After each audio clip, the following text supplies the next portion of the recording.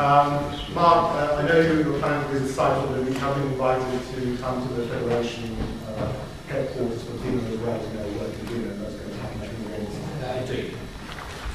morning.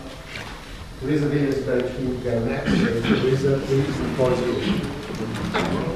Well, I'd like to start by paying tribute to the work of the Federation on the Cyprus cause, not just for arranging the event this evening, but for its continuous hard work. And I too, like Mark, can assure you that I receive very useful and frequent lobbying, not just from the Federation, but from the Brotherhood as well, and of course from the whole spectrum of Cypriot political parties. As a Conservative, I enjoy a particularly kind of friendly relationship with the sister party to the Conservatives, Democratic Rally, but of course there are a whole range of Cyprus political parties that are united together in campaigning for the Cyprus cause, which is so important to me, and I'm delighted to work with them as well, right across the political spectrum. And as really, I think just looking back over the remarks we've heard from many speakers this evening, all united in their support for Cyprus. And it's the fact that Cyprus is an unresolved issue, which is a deep reproach to the international community. As Peter started the discussion by saying the current situation in Cyprus, and indeed the events that have led to this painful division, are a symbol of failure of leadership in the international community. And it is high time that that situation changed.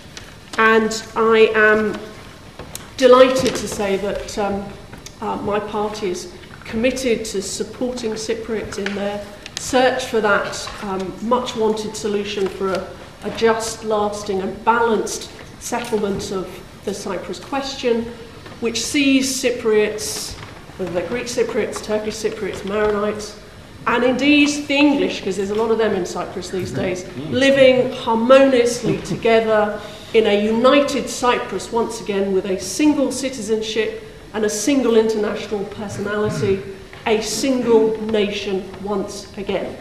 The proposals for separation are simply unacceptable, and it is high time that the laws, the international law, is complied with, and we see Cyprus reunited once again. And of course, as again a number of speakers have said this evening, the role of Ankara is pivotal in this situation, because it is only when Ankara, whether it's the government or the Turkish deep state or the generals, it's only when they let Cypriots have the freedom to shape their own future, to reach their own settlement, that's when we will have true freedom for Cyprus. That's when it will be possible to put together that settlement, which can be of such huge benefit to all communities in Cyprus. Peace is not a zero-sum game. It's not a question of one side up, the other side down.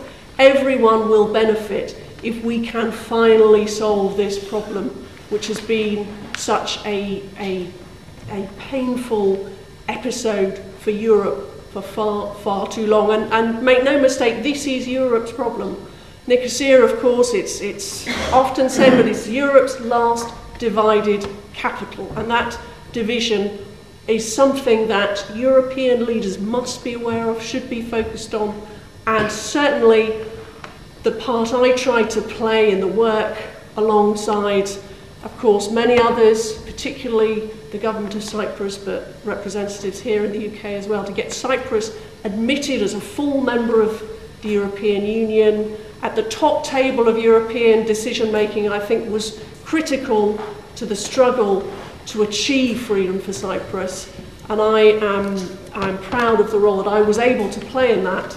And it's just a huge disappointment that as yet it hasn't yielded the dividend of a settlement. But rest assured that I and my colleagues in the Conservative Party and all your friends from other parties who are here tonight will continue in that quest to put pressure on our government, to put pressure on Ankara, and of course to try and put the pressure on the new administration in the United States, because again, as others have said, That is pivotal. If we are ever going to see sense from Ankara, if we're ever going to see the day when those troops start leaving Cyprus, the role of the United States is absolutely critical, because they are, the US government is always going to be listened to in Ankara. They have so much influence over Ankara, and it is such a source of disappointment and frustration that well over 30 years we haven't seen the Americans really focusing on the fact that there was a grave injustice done in Cyprus, which continues to this day, which sees people driven from their homes and still denied those homes over a generation later. And the real tragedy here is we see the generation that fled from their homes, many of them starting to die off, many of them are no longer here with us.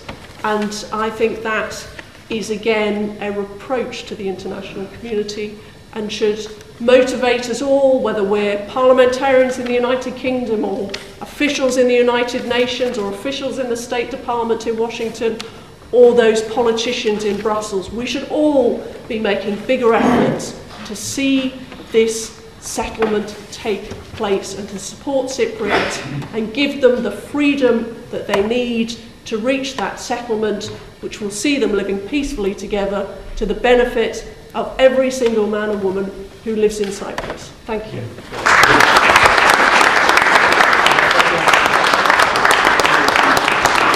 you very much, Theresa, for your kind words, which I appreciated very much.